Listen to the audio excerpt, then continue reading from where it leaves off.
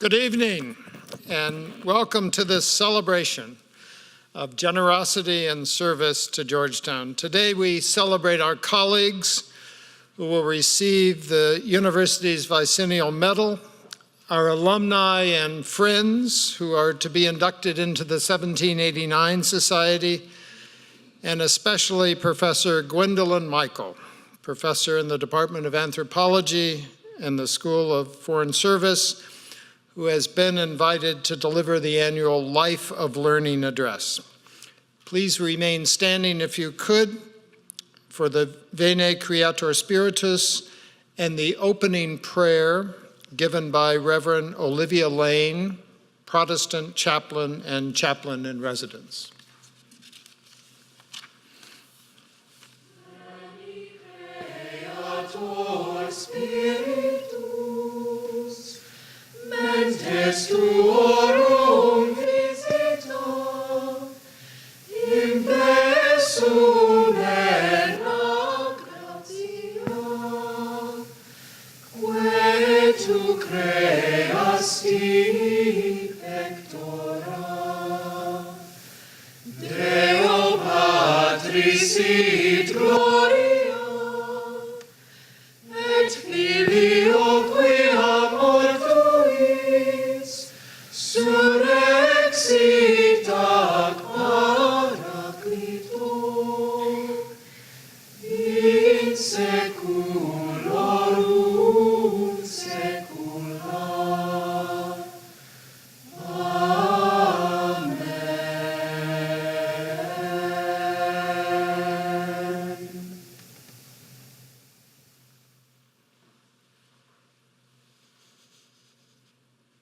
I invite you to prayer.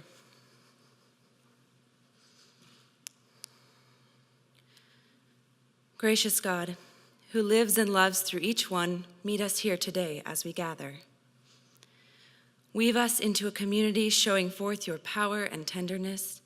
Bless us and our differences, and embolden us in courage to stand together to serve our community and one another. We call on you today to gather us in your love. Lead us to better know you and glorify you on each step of the journey of our lives. May the work to which you have called us lay the foundation for healing and wholeness, compassion and encouragement, strength and comfort. In the name of God, Father, Son, and Holy Spirit, let us now keep silence and breathe in the love of God.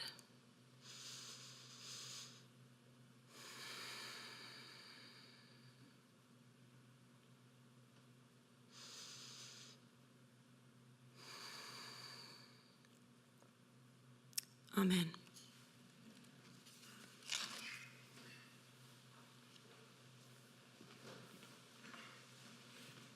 Please be seated.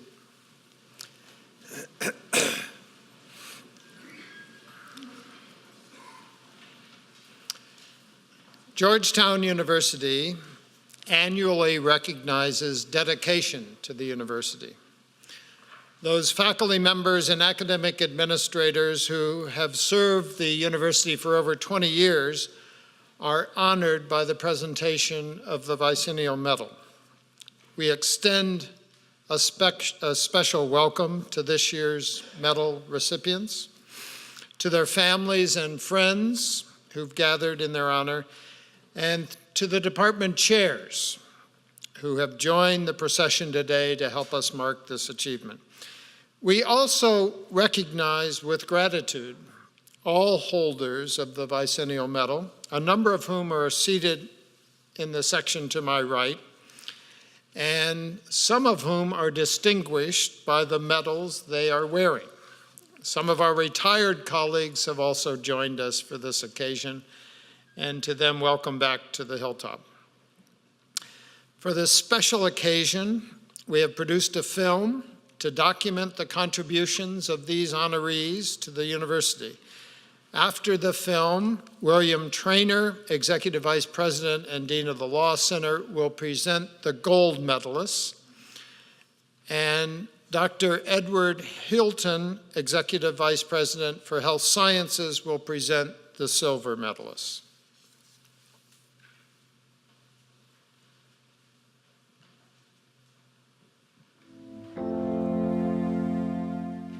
It's hard to believe it's been 20 years.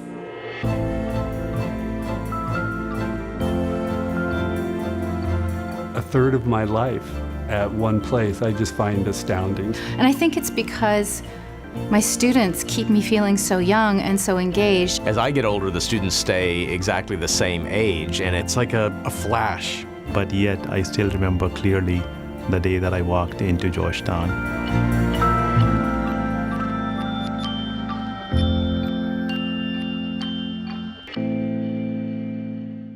Ciao! Buongiorno! Come state? That's always my first question is, how are you? 59%. But look, we're right between Turkey and Venezuela, right? I'm always happy to be in the classroom. I really, really love teaching. Maybe it's like being an actor on a stage, that moment when you know that a thing that's been in your mind has now been communicated to somebody else and it's now in theirs. Learning a foreign language is performing and becoming a new person, another person. It's taking on a new personality, so to speak. My published work has been inspired by the students. The way Japanese language students handle the kanji words, the characters that means moon, and then the characters that means eat. And there's the words that the combination of the moon and then the eating. So I asked the students, what do you think? And the students come up with a lot of ideas. It's a monthly meal tickets or some kind of the monster that eat up the moon. For me, it's seeing my students go further than I myself can go. And I'm really lucky to be able to say that Georgetown students are capable of that and do that on a regular basis. I believe that I was put here for a purpose. Something that you did, something you said, and the way you helped encourage them and console them and get them over the hump could impact what they do out there in the world. Every single leader that I come into contact with becomes a student, and we go on a journey together. Using education from a coaching perspective, we uncover the gifts and the talents that leaders have. They see themselves as more creative, more empowered, more skilled, and therefore they can make a difference in the world. Just take the Mount Vernon Trail over to... I send out emails saying, let's run at 3:30. And we'll meet at Yates and go for a 10K run. Sometimes when you're running with a pack of students and they're just sort of in sync, those are sort of magical moments for me because I feel like a role model and a companion for a group of students who are still sort of shaping their lives and shaping their careers. And then having an impact. Every year, I get 30 awesome executives. They come from all walks of life. We have former military, we have people that work in community organizing, we have people that work in private corporations, not-for-profits, and all of them, their massive reason for being there is because they want to make the world a better place and they want tools and skills to make the world a better place. I'll be in the shower and I'll be thinking of a research project. There'll be some light bulb that'll go off and I'll be anxious to write it up, to lean back in the chair and ponder ideas. There may be a breakthrough, and if that happens, that constitutes a great day. You need to do is also come over here to Vortex. My lab has been focusing on methods which can correct and target genes to overcome tumor resistance. We started these studies in the test tubes, and now they are being evaluated in cancer patients. Common apoptotic proteins, the ones that... These efforts are truly made possible by teamwork. Look at is the Cas basis. Through the interdisciplinary research, we were trying to understand the physical processes behind the way the brain wires itself up. Using some experimental approaches that I developed in my lab, together with things that colleagues knew how to do. And from the neuroscience world, we were able to see things that nobody had ever seen before. Coming to Georgetown has been the fulfillment of my American dream. Having my own lab where I can pursue questions about nature, particularly the mysteries of the animal and human mind.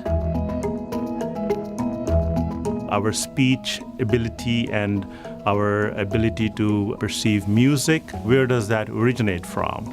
And how do sounds affect our emotions? We've been able to combine our research with educational practices so that we can ask kids to come and participate in our brain imaging studies and then provide them interventions that help them with their reading difficulties. You feel like you're connected to the community outside of the university. I always take students to elementary or middle schools. They're usually in the southeast quadrant of the city, but it's the miraculous transformation in the students when they navigate and negotiate the things that they've learned in their medicine classes to really teach it to the children and sometimes teach it to the teachers. The Georgetown community, that's the highlight of what I do. I hope that I can continue to give back to that community because I feel like I've learned so much from the people that I've worked with over the last 20 years. If I could go back 20 years, I would tell myself first to get in line as early as you can to get a really good office, because you actually are going to be at Georgetown for 20 years.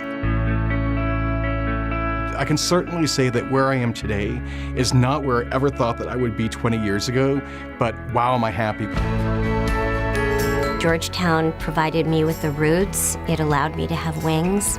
I will always find Georgetown a place I can call home. I want to keep doing what I'm doing, but hopefully to do it better. There's no master plan. And we'll just have to see where the next 20 years takes us.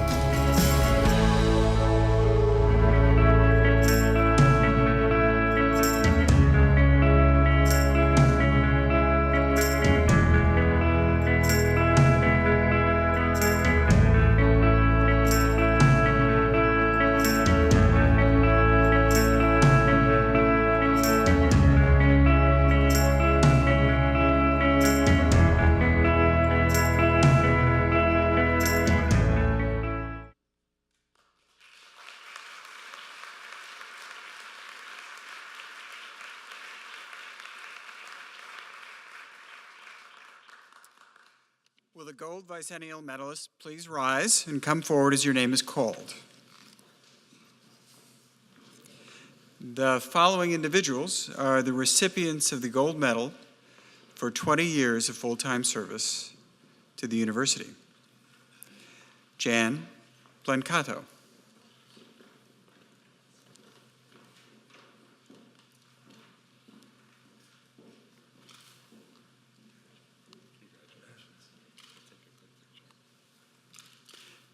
Jill Castleman.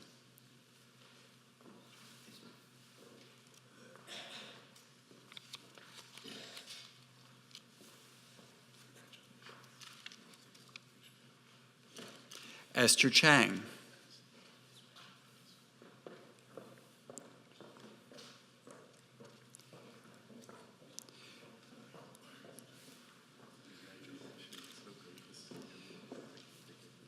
Sergei Chazovskik.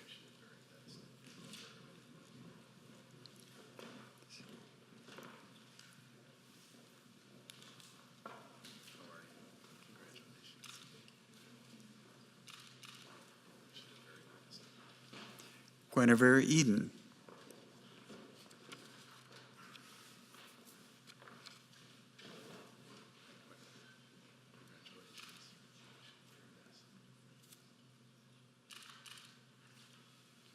Mary Erb.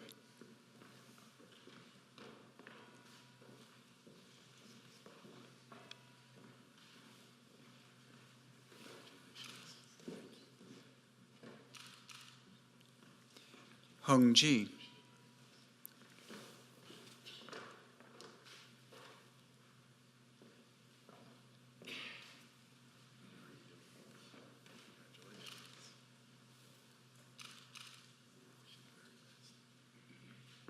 Wendy Jones.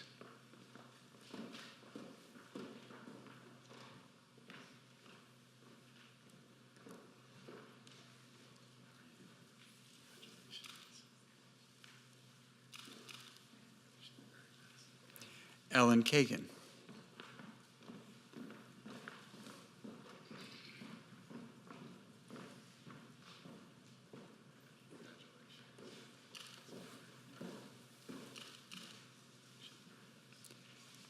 Jagmeet Kunwal.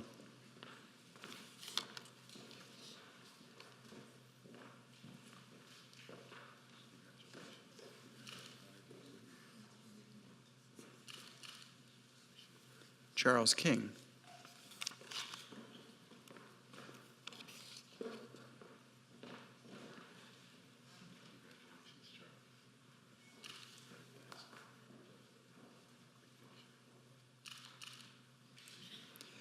Roger Loganoff.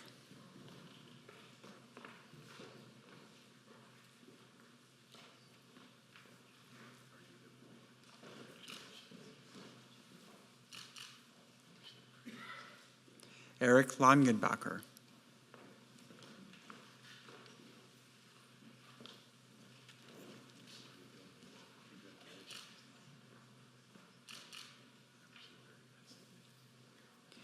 Yoshiko Mori.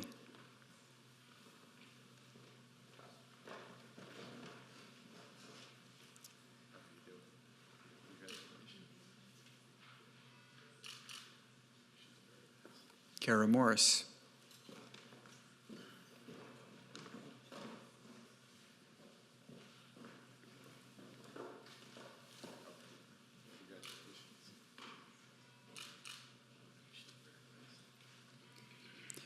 Fulvia Musti Chiarla.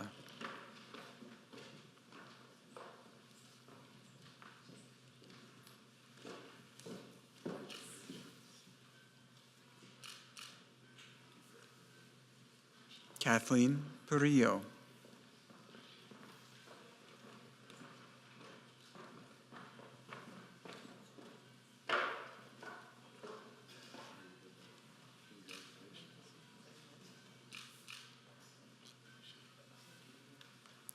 Antonina Wright.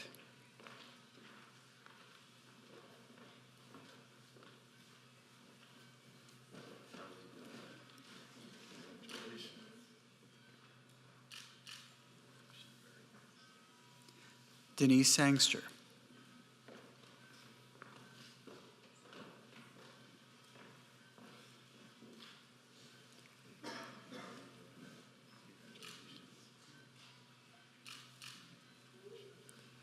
Milena Santoro.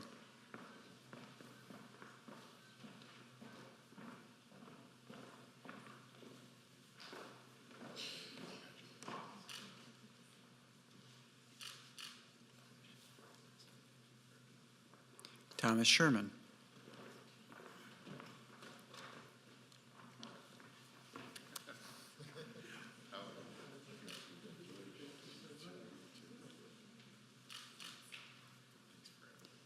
Matthew Tinkham.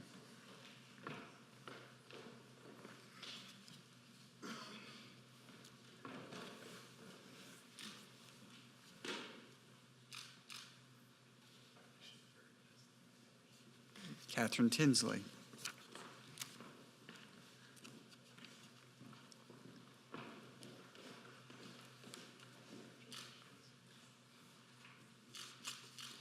Jeffrey Urbach.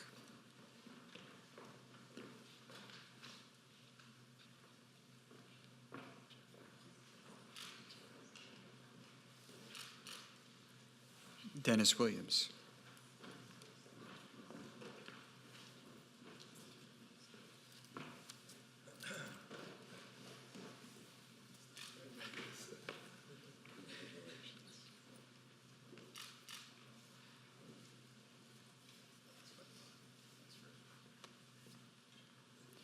I'd like you to join me in congratulating the gold medalists.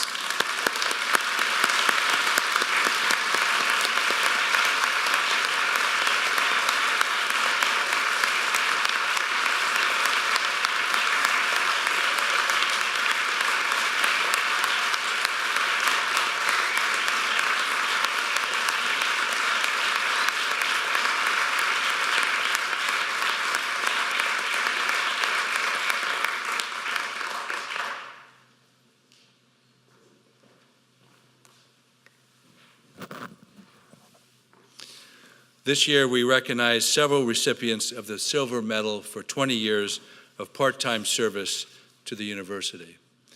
Will the Silver Bicentennial Medalists please rise as you have, and come forward as your name is called.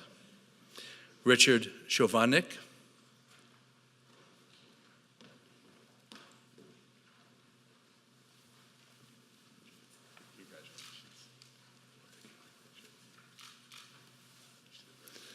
John Hagner.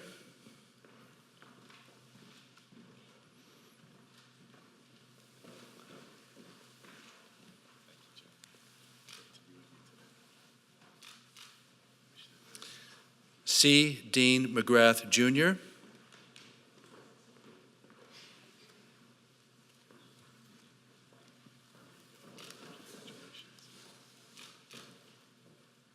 Bonnie Morris.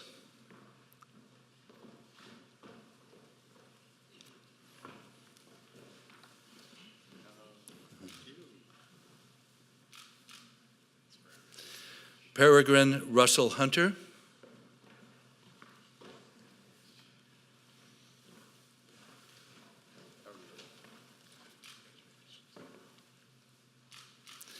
And George Wilson.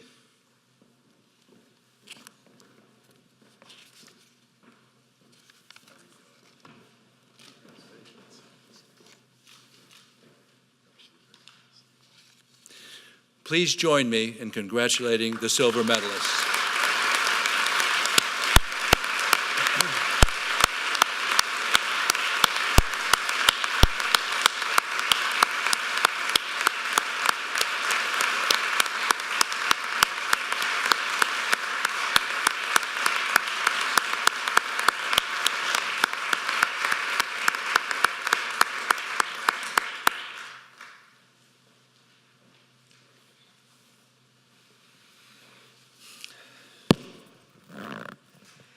The 1789 Society is Georgetown's most distinguished philanthropic fellowship. Today, we recognize those new members of the Society who have given so generously to support our academic enterprise. In a very special way, I welcome the new inductees who are here with us today.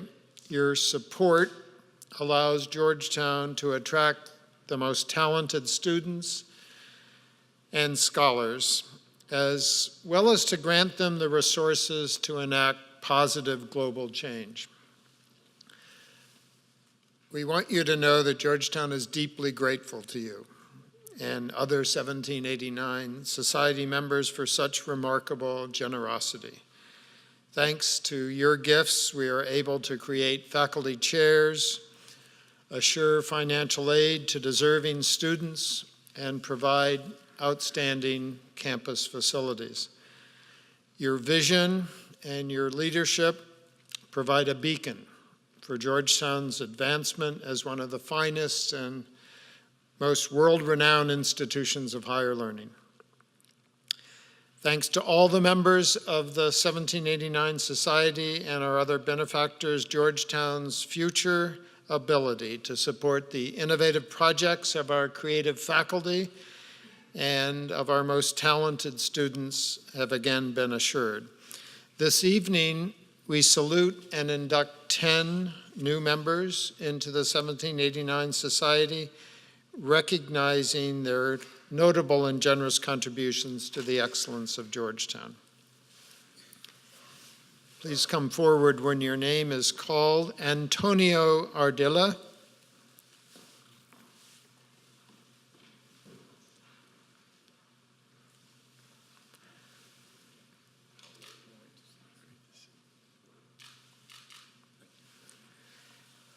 Sandra and Douglas G. Bergeron.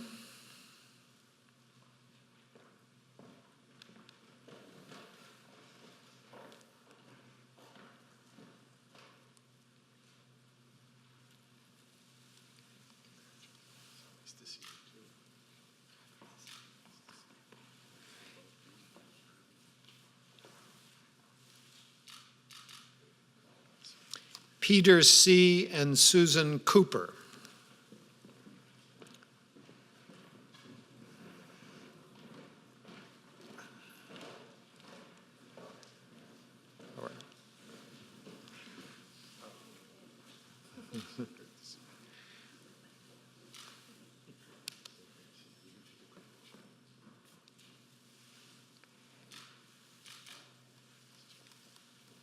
Mr. Richard Frank and Dr. Irma Frank.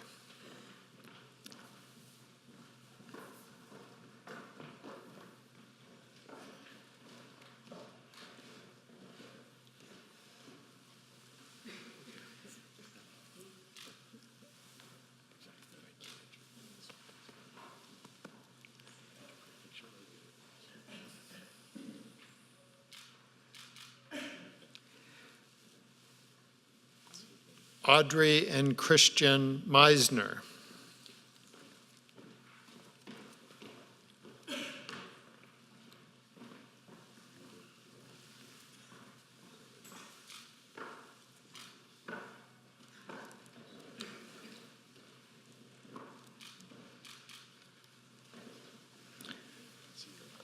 Dr. and Mrs. Frances Previty.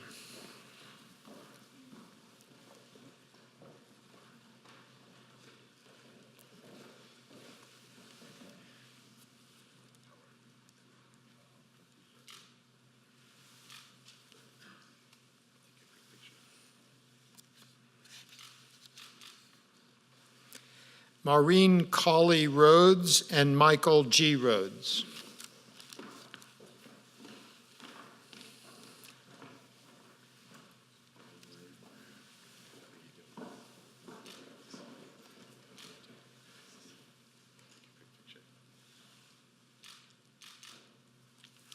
The George E. Richmond Foundation.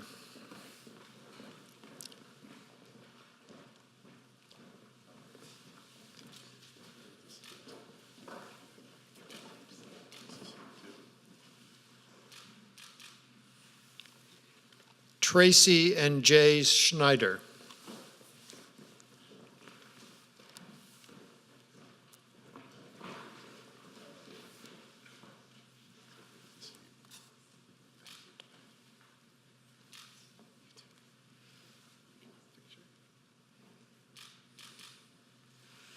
Alice and J.P. Wang.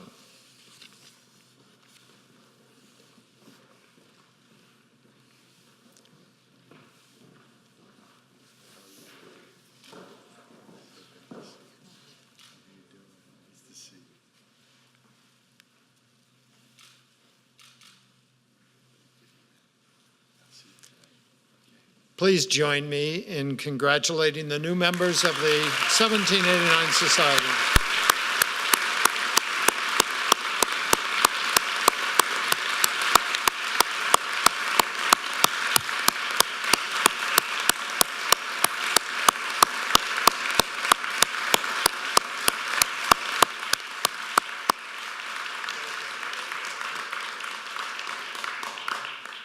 I now have the honor to introduce our 48th president, John J. DeGioia, who will offer some remarks and introduce this evening's speaker.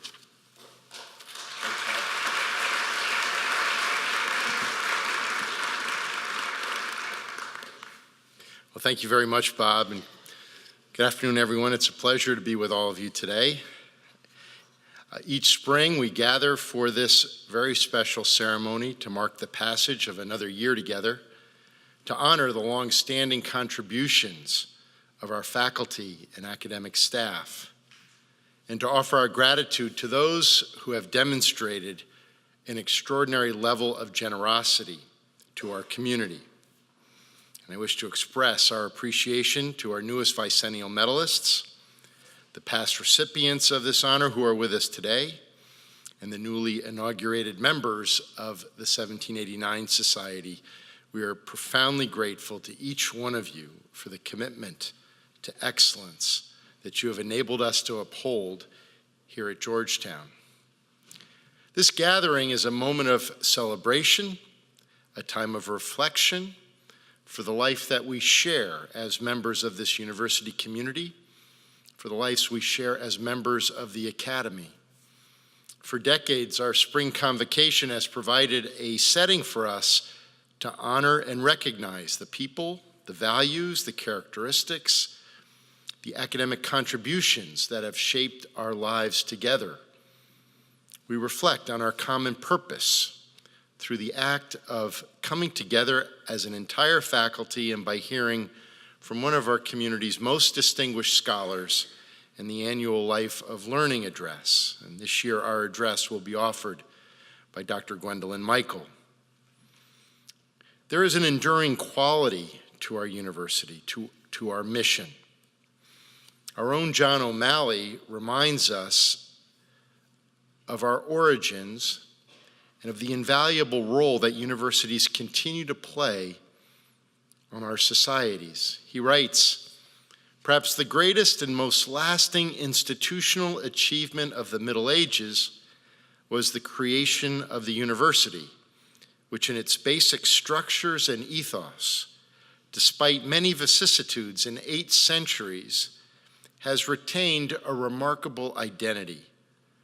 The university stimulated, produced, and provided a home for a style of learning that has persisted into the present." Close quote. Within this characteristic ethos of the university, essential to our identity since the very beginning, there is a recognition in John's words of, quote, "the preeminence of truth and the dignity of the quest for it." The preeminence of truth and the dignity of the quest for it. This is our first responsibility, to be places of truth. This is a role and responsibility that no one can perform as effectively as the university. We seek to instill the habits of mind that will sustain this quest. We seek to nurture thinking individuals who are alive to opportunities to make a difference. We seek to serve our communities through the creation, critique, and dissemination of knowledge.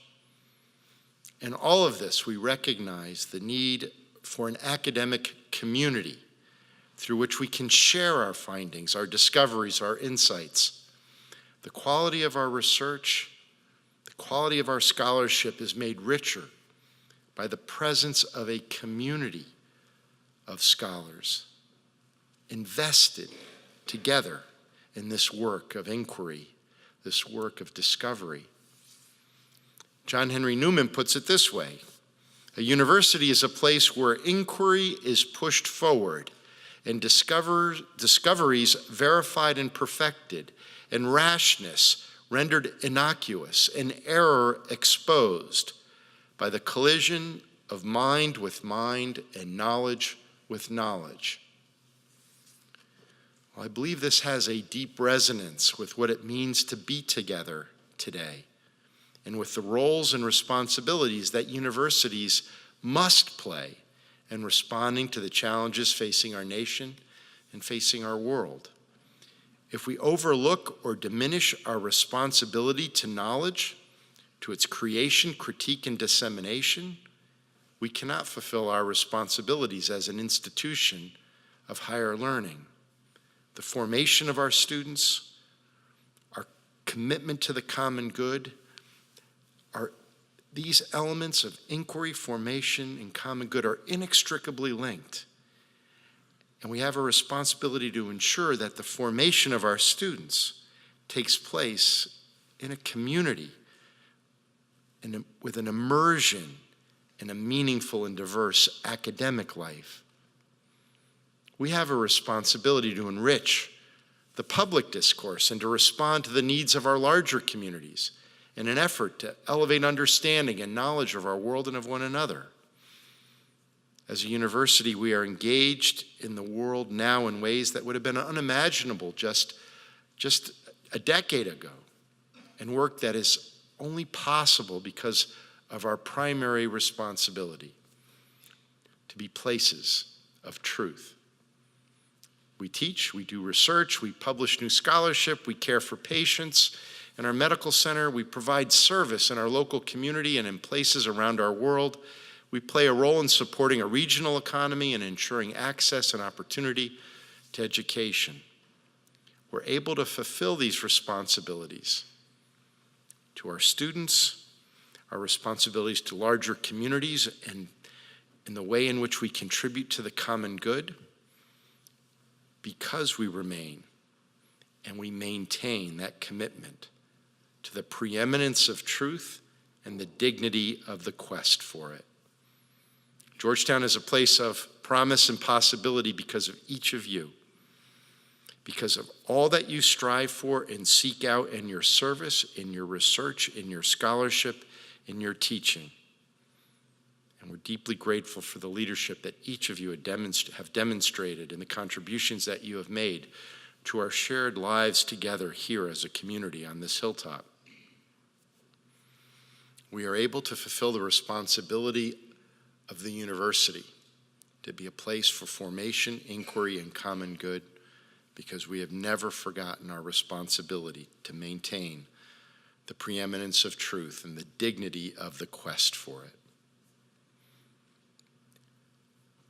There are few individuals on our campus today who have had the impact in sustaining this commitment and this kind of community than our speaker, Professor Gwendolyn Michael. So many of us have been fortunate to work with Gwen over these past 41 years. She was very, very young.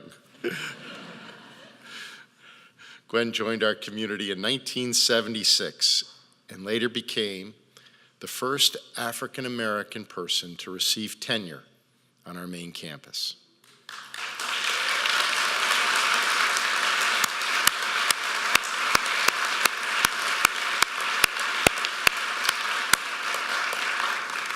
Her extraordinary service, her outstanding scholarship, the generosity of her engagement here over all of these years, her willing mentorship has enabled her colleagues and students to find a home here and to explore in ever deeper ways the study of political and cultural anthropology. She has helped build our campus, helping to establish the African Studies program in 1982, serving as its director from 1996 to 2007. She served as chair of the Department of Sociology and Anthropology from 1992 to 95, all the while participating in national and international conversations. She has served as past president of the African Studies Association, as a senior fellow in African Studies at the Council on Foreign Relations, as a Jennings Randolph Fellow at the U.S. Institute of Peace, as a board member of the Smithsonian Museum of African Art, just to name a few. To this day, and today, she serves as a co-chair of our Racial Justice Working Group, which is developing a new center on racial justice, helping us to hire new faculty to support this effort. And she has already helped to build the new Department of African American Studies. Over her long and distinguished career, her research and writing has been focused on political and economic transitions in Africa and on gender and peace building during African transitions. And she's been involved on issues related to Ghana and Nigeria for many years, both through research and practice. For example, as part of the United States State Department's dialogue on Islam in Nigeria, and through election observation missions since the 1990s. She's the author of numerous articles and 2 books, Cocoa and Chaos in Ghana, and African Feminism, The Politics of Survival in Sub-Saharan Africa. Her forthcoming book project follows Kofi Annan's initiatives on Africa, and currently she is working on a research project that studies the impact of African American students in Chicago who graduated from high school at the time of the Civil Rights Act of 1964. We're deeply grateful to Gwen for her vision and her courage, for her mentorship of colleagues and students, for her example of service and the excellence of her scholarship and teaching. It has been a great privilege and a deep honor to work with Gwen over many decades, to experience her leadership, and to know that she has made Georgetown a better and stronger place for each one of us. We're proud to have her as a member of our community. And as is our tradition at the spring convocation, we ask one of our most distinguished colleagues to offer a Life of Learning lecture. And it's my distinct honor to welcome to the podium Professor Gwendolyn Michael, of our Department of Anthropology and of our School of Foreign Service to offer this year's address.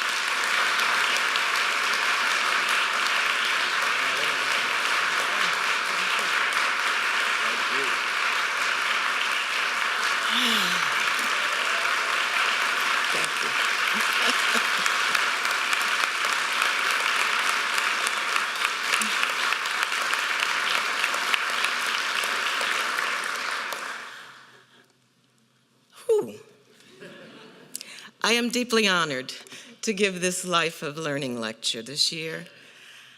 I congratulate the bicentennial medalists, and I give special thanks to our president. I give thanks to my wonderful colleagues who are sitting in the audience here. Brennan, Terrio, Rivji, and those in CCAS, and those in the African Studies program, and those in the SFS core faculty, and so many others. You have all enriched my life.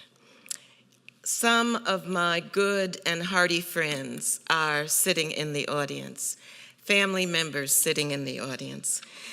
These are people with whom I've shared a glass of wine from time to time. And last but not least, I have to say how grateful I am for family, for my late husband, the anthropologist and diplomat, Dr. Elliot P. Skinner of Columbia University, and for my daughter, Luce Michael Ramey.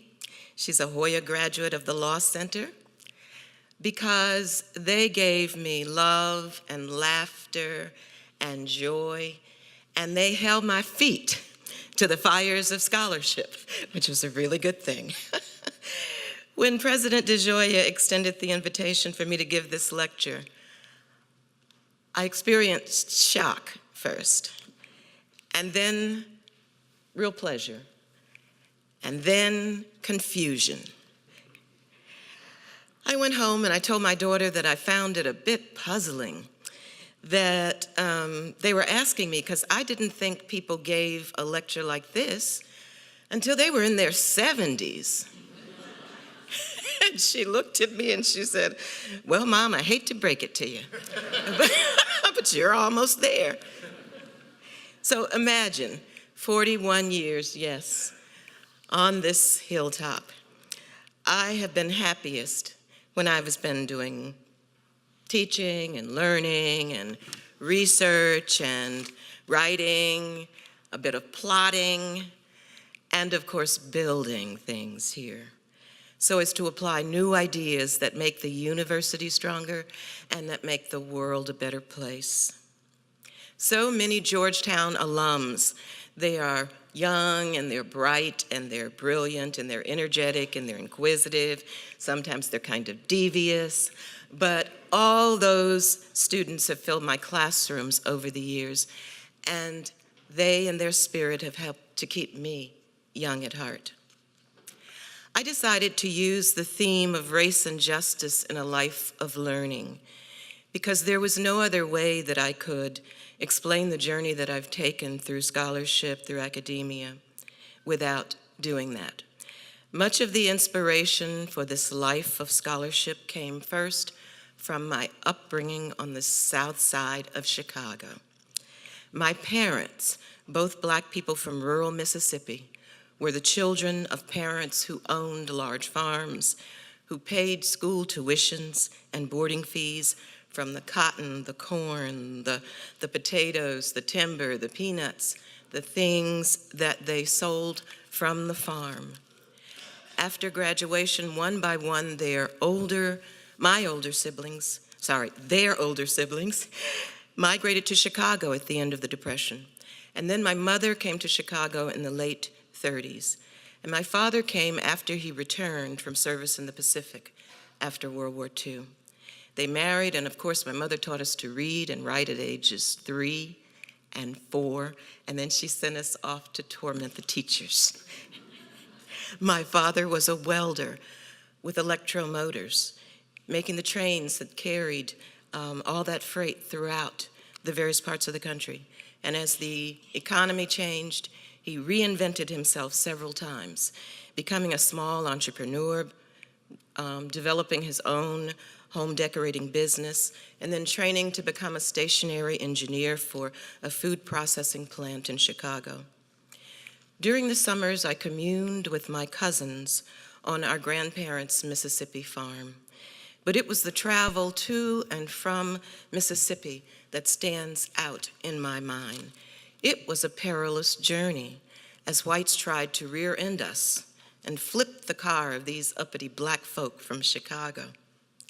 When we got out of southern Illinois, we knew we'd made it. But the theft of those long-held farms still troubles me. So I have a kind of a love-hate relationship with that whole Mississippi thing. Between our strict upbringing in the Afro-Baptist and the Pentecostal traditions and the regular communication between teachers and siblings, there wasn't a whole lot of room for us to go astray. Our house was on the edge of a transitional neighborhood. So we packed our book bags to go to the library, but we put in a few stones and a few rocks because we'd have to fight our way through the Slavic area in one direction, or we'd have to fight our way through the Italian neighborhood on the other direction. So we got a little training in fighting. Race was an ever-present influence in the background. I marveled that Martin Luther King would try to march through Cicero without expecting that white ethnics would assault him too. Years later, I would recognize in St. Clair Drake's Black Metropolis a description of that racial animus between those neighborhoods in Chicago. Nevertheless, as a teenager, I loved art, I loved books, I loved poetry. So I spent many happy Saturdays at the Art Institute of Chicago and studying at the Chicago Public Library, and downtown was really a pleasure. Despite segregation on the south side of Chicago in those schools of the 1960s, the most delightful thing about being at Francis W. Parker High School on the south side of Chicago was the endless opportunity to learn. We were on an educational campus with large green spaces in the center, with an elementary and a high school and Wilson Junior College on different sides of the square. Former Illinois Senator Carol Moseley Braun was one of my classmates. My high school teacher, Mrs. Irene Worrell, seeing that I was a biology enthusiast, I was once a science major, took me to the University of Chicago to be mentored for the science fairs. And because of that, I won some of those science fair projects with my chromatography projects on Drosophila mosquitoes. Mrs. Worrell insisted that I ignored the advice of a white guidance counselor who tried to dissuade me from applying to the University of Chicago. That generation of Black teachers prevailed, and there is no other way that we could ever repay them for what they did. We didn't know that we were part of a historic experiment, a master plan in which once the Civil Rights Act of 64 passed, those teachers were going to push us Black eggheads through the door of the major institutions. To them, a serious strand of racial justice was to produce a cohort of Black scholars who would penetrate all the professions. In that way, I became one of the hundreds of Black heirs of Martin Luther King. I may have been the only one surprised by my entry into the University of Chicago's freshman class in the fall of '65. Being at UC was like nerd heaven in one way. And then it was a painful experience of learning to ignore the racial aggressions in another way. We 17, there were 17 of us in that class, Black students who entered in '65, began to discover that we were path breakers. Didn't know that. because the class before us had only one black student who became our big brother. We understood in a fundamental way that it took a village to raise a child, and that with these gifts came an obligation to work for racial justice and for opportunity for others. We created a peer kind of village among ourselves as we banded together to fend off the hostility from without, of white students who had never before been in contact with blacks on an equal basis. We tutored each other, taught each other calculus, we celebrated achievements. And it's at UC I discovered that not biology, but the social sciences could be a source of activism. At the same time, I was keeping my eye on the desegregation and the black power that were consuming American cities. I said it was nerd heaven. There were the sociologists of the Park School. There were the radical professor, like Richard Flack, who taught us American history immediately after the coup against Kwame Nkrumah, president of Ghana. There was the sociologist Morris Janowitz, who worked with Samuel Huntington on civil-military relations, and the black professor Charles Long of the Divinity School, who simply adopted us as his charges. In Sol Tax's anthropology class, I learned about penny capitalism, interesting idea. And with my mentor, anthropologist Raymond Smith, who hired me to do ethnographic work in his study of black kinship on the west side of Chicago, I discovered that I could be an anthropologist. Intellectual life could be stimulating. In the PhD programs in anthropology at Columbia, I enjoyed working with Morton Freed, who was a specialist on the state in Asia, Conrad Ahrensberg on Ireland, and with Margaret Mead on urban ethnography, with Charles V. Hamilton in Black American politics, with Elliot Skinner on African political economy. And all this taught me that you could use anthropological insights on culture and you could fit them together in productive ways with insight from political science and economics to understand the socio-political realities of the Cold War world. I was fortunate when I did my field work in Ghana with a Ford Foundation Middle East and Africa Fellowship. And that's because black scholars who had been firsts a generation before had convinced the major foundations that justice required them to create a new generation of non-whites to study the world. And I was lucky enough to receive one of those grants. In addition to exploring the linkages between culture, politics, and economics in Brong-Ahafo, Ghana, I experienced such psychic freedom working and learning in an African environment.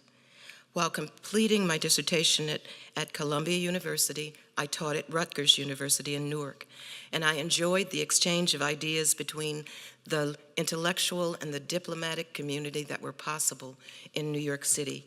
The desire for more such interdisciplinarity is what brought me to Georgetown, where I embarked unknowingly on a more difficult challenge of race and justice within the academy. There are some who advised me against coming to Georgetown. I'm going to quote, "You know, they're Jesuit, and they have never tenured a black person there," said my chairperson, Dr. Wendell Jean-Pierre of Rutgers University. But I was arrogant enough to push back and to retort, "Well, I guess I'll just have to be the first." My assumption was, of course, modeled on what I had seen in the universities of Chicago and New York and Newark and Boston, and it was that every university now had a coterie of young Black, Asian, and Hispanic tenure-track faculty who had been first, but that was a decade ago. Nothing was further from the truth at Georgetown in 1976.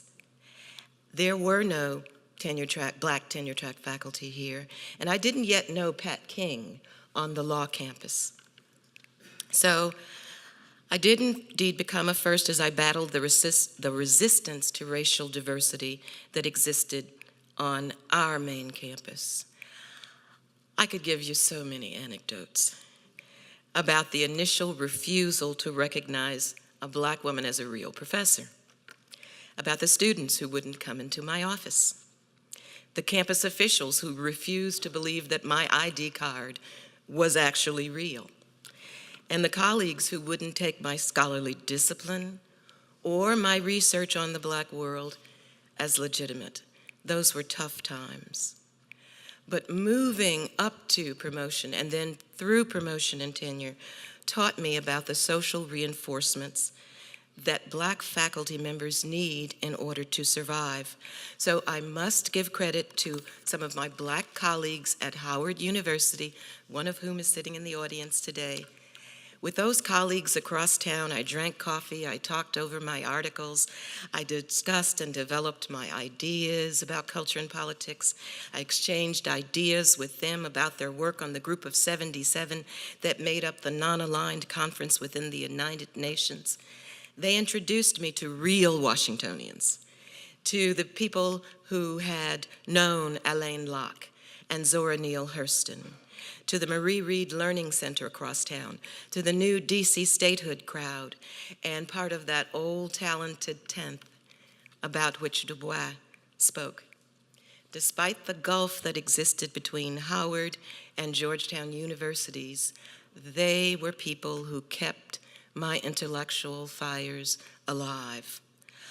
Although I helped to build the new Black Studies department at Rutgers, Newark in 1974, Georgetown was not yet at that time ready to address the Black American experience, or even to address diversity broadly. President Timothy Healy, whom I fondly called my classmate because we both came in 76, and Father Thomas King of the theology department were comrades in arms for me. And I co-taught a course on food and justice with Father King. Within the Jesuit community, Timothy Healy's vision for Georgetown's faculty diversification and Research One status was jolting and controversial, but history has shown he was right on target. Father Healy's mentee, our president, Jack DeGioia, was a consistent advocate for students, a supporter of racial justice in South Africa, and I found all of this inspiring. I was proud of those Georgetown students who demanded that the university use sanctions to end apartheid in South Africa. With student demands for more courses, we were able to build that African Studies program, and therefore, I was able to help develop a broader coterie of faculty colleagues and to grapple with them on issues of globalization, institutional diversity, and to push faculty and administration initiatives forward on diversity. I'm glad Georgetown was in Washington, because when Cocoa and Chaos came out, it was exciting to debate with the economists of the World Bank and IMF about their errors in judgment regarding the structural adjustment program. They didn't find it funny. But time proved me and other social scientists correct, and the Washington Consensus is indeed proven flawed, and change is taking place. While the interface between theory and practice was a productive one for scholars, it had taken too long for economists to acknowledge that interface between culture, politics, and socioeconomic realities.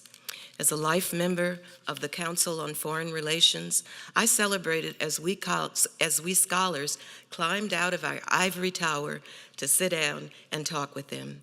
At Georgetown, interdisciplinary conversations helped bridge the gulf between the subjects that we taught in the college and in the School of Foreign Service.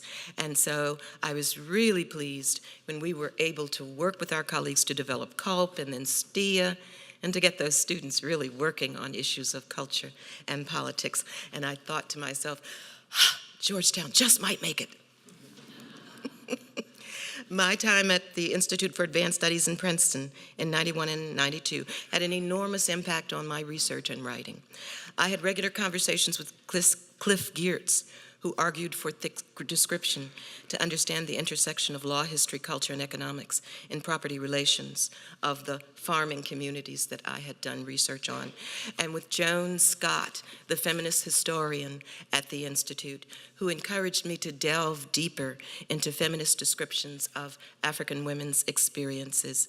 At IAS, I also engaged the work of Michael Walzer on spheres of justice and John Rawls on a theory of justice, and it complicated my thinking, but it was really great.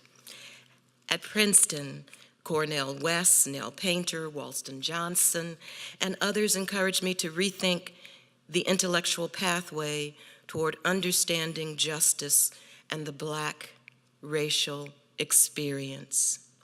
Colleagues like Betty Harris, Techewa Manu, Jeannie Tungara, Carlene Day, many of these came up to Princeton for our conversations. And then we celebrated when the book African Feminism, The Politics of Survival was published. So I have to give a shout out also to my then teenage daughter, Luce, who endured the small town pumpkin, these are her words, small town pumpkin patch feel of New Jersey. And the parochialism of Princeton. And I have to give a shout out to my late husband, who endured the commutes from Metro Station to Columbia, shorter than coming to Washington. But later at Georgetown, it was a thrill for me to sit on the same stage as we awarded Clifford Geertz an honorary degree. I was intrigued about for the pursuit of justice in the intellectual sphere and in the international sphere and within the university meant. So these broader questions inspired me to do comparative work in Freetown, Sierra Leone, in Monrovia, Liberia, in Ghana and Nigeria on gender violence, peace and conflict issues as some of the wars in West Africa unfolded, to do it with the state, through the State Department, and again in the aftermath of the '95 Beijing World Conference on Women. To many of the African men who observed what we were doing and talking about, they called us African feminists, and they treated it as a dirty word.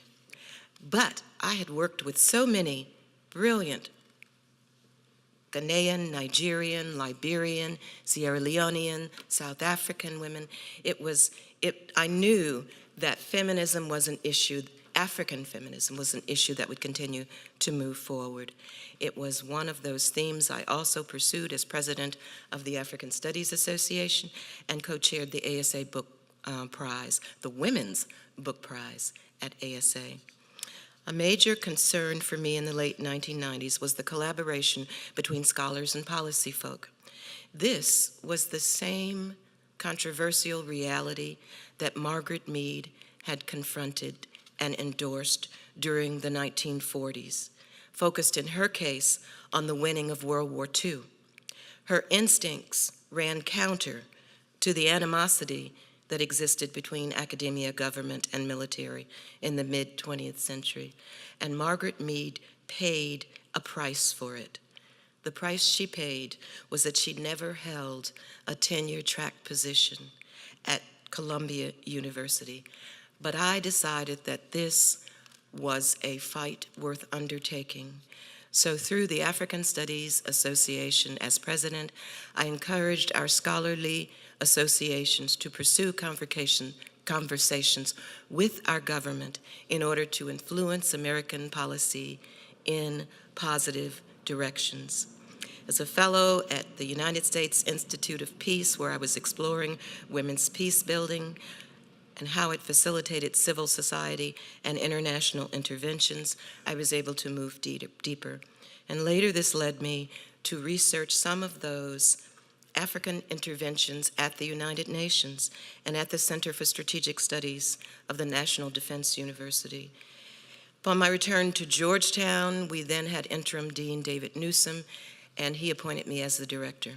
So this became another fulcrum for change for me as I expanded curriculum and research collaborations within SFS and hired some of the new Black and white faculty, colleagues into the SFS faculty in the Africa program. as interim chair of the Africa program at the Council on Foreign Relations the year before the bombing of the World Trade Center. I started to shape our discussions of Africa culture and policy that would be emerging in the coming period, just as the African Union was finding its legs. I remember that in those days after 9/11, as I caught a glimpse of sharpshooters on the roofs of Foggy Bottom buildings, and I felt the depression in Washington, I realized that this was about to become a very different city. So that set a new mark for me as I set about rescheduling the Council on Foreign Relations events and imagining new ways to educate policymakers on the cultural nuances of work in international politics. Within the Africa program, we had to engage the idea of how to train students for this post-9/11 reality. So we created those summer programs in Dar es Salaam, and Scott Taylor went on to create the Rwanda program after 2009. And we had many more collaborations between our colleagues like Callisto Madavo, Laura Smith, Amadou Kone, Alex Thurston, Ken Opalo, and many others who focused some of their research on the challenges of Africa and the U.S. interface. Because of the research I had done on the UN, when I was asked by some of them at the UN and by the Carnegie Foundation to subject the Africa issues during the tenures of UN Secretary General Kofi Annan to scrutiny, I asked President DeGioia if Georgetown could also assist, and he did. Anthropologists use qualitative research and participant observation, and they don't usually do that kind of research, but I relished the challenge. So President DeGioia, I can't say thank you enough for your prescience in saying yes. It cost us as a university, but it gave back to us quite a bit. When, as an art enthusiast, I've been able to bring my students into some of that also. We work to diversify the Museum of African Arts traditional collections with modern creations, and to strengthen the relationships with the broader community. And in 2015, as the museum celebrated its 50th anniversary, we brought Janetta Butch Cole to our campus to engage us as we celebrated that. Let me bring this back home to the race and justice challenges. I was lucky to overcome the difficulties I faced in my Georgetown career. Nietzsche said, "When you stare into the abyss stares back at you." I choose to interpret this in a more positive way. Georgetown's Jesuit environment of women and men for others has allowed my moral imagination to soar. It has encouraged me to consider how scholarship on the U.S. as well as Africa can address the complex issues of racial justice that I've lived through. And I've been able to watch Georgetown's understanding of race and pluralism and justice take a giant step forward. Racial justice at Georgetown diversity happened too slowly, sporadically. We watched a number of Black faculty members arrive and leave, but some of them stayed, and that number grew. I fared better than some, and now others are faring better too. Yet few other Black faculty members were asked to chair their departments, to assume a named chair, to become dean, or to be recognized in any special way by the university, I have to say, except for now. Only recently have the faculty of various departments in the college been willing to recruit and tenure young Black faculty members. But there is promise now. In this contemporary moment, as we struggle to reconcile the tensions between Black Lives Matter and the Make America Great Again movements, American institutions are challenged to rise to the occasion So President DeGioia, you've provided us with an example of the kind of leadership that educational institutions can provide. Provost Groves, your support made the African Studies Department a reality.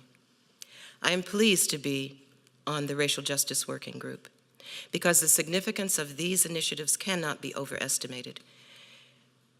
My colleagues at other educational institutions have been watching us because they believe that we can set a new university paradigm for merging research and practice on U.S. racial justice. How to give back? Well, I can give back to Georgetown, and I hope I am. I can give back to Chicago and help mentor many of those students in the Midwest. Many of us who came out of those classes after '64 are trying to understand our journey, many of us having made that journey in academia. Some of us are interrogating our professional accomplishments. Some of us are asking how much further we might have progressed if there had been no institutional racism. Some others have asked whether Martin Luther King's dream ever could have succeeded. But I'm more optimistic. This project that we are undertaking in Chicago will continue to produce new research over the next few years, and I've integrated it into my teaching. So I give a shout out to the students in my race and the Black Diaspora course this semester, because they are engaging on some of these research projects. They're doing oral interviews and research at 3 Black Washingtonian churches that address the needs of Black folk from 1838 on. They're looking at the Black Greek organizations on this campus and the Black House, and they're doing participant observation and oral interviews. Some of them were also working on the project with Parker High, and together we're enjoying this whole process of learning. I invested in this career mission of research, scholarship, justice, and social betterment. I do not believe that these can be separate and isolated missions. They have to go together. Yes, the Jesuit philosophy did influence my decades of research and writing on the US and Africa, but the beauty is that I've been able to find ways to merge them and to create a lifetime of experiences here at Georgetown and in the Black world here and there. Congratulations to the bicentennial medalists, and thank you, President DeGioia.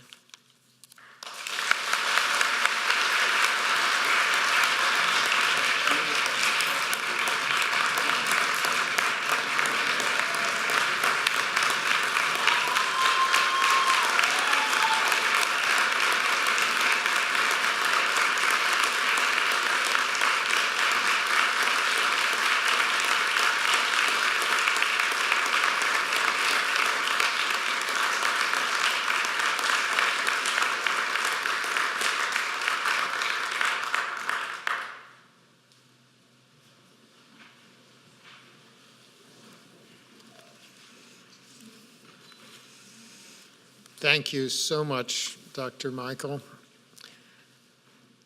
Now, after you've just been seated, I invite you all to stand for the singing of the alma mater, which will be led by the concert choir. The words and music are printed on the back of the programs to aid those few of you who may need a reminder. Following the alma mater, remain standing for the benediction, which will be offered by the Reverend Paul Rourke of the Society of Jesus and Law Center chaplain.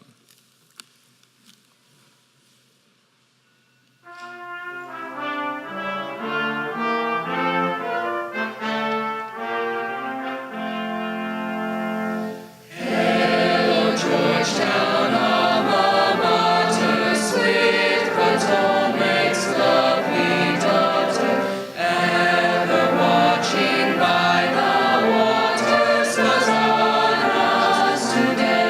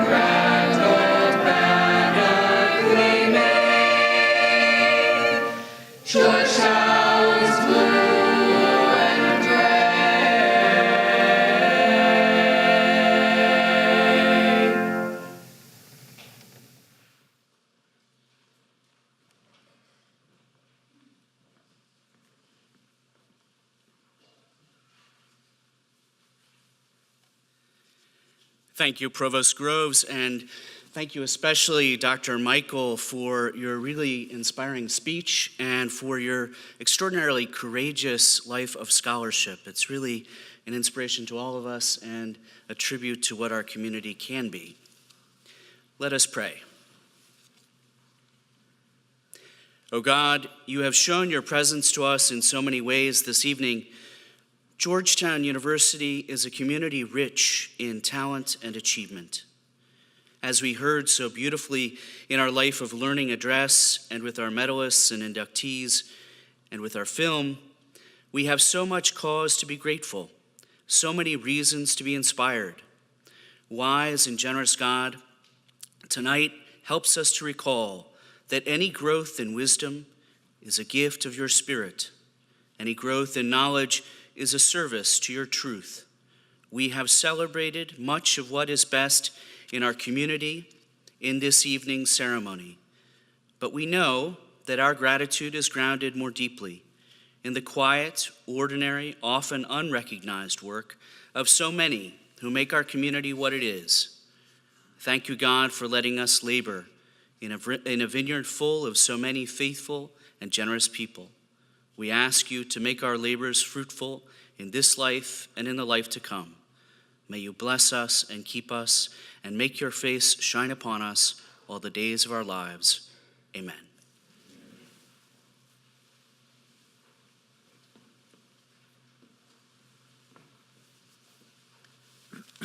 This concludes the 2017 Spring Faculty Convocation.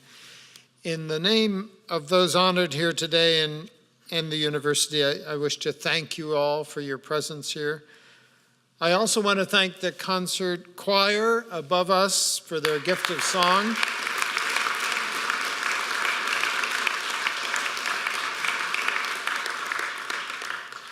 And I invite all of you to join us in congratulating our honorees at the reception that will immediately follow this ceremony on the second floor of this building. We invite you to take a few minutes to visit the President's Rooms, which are open for this evening's special event. Finally, please remain standing, if you will, in your places until the procession has departed Gaston Hall. And I now officially declare the 2017 Spring Faculty Convocation closed.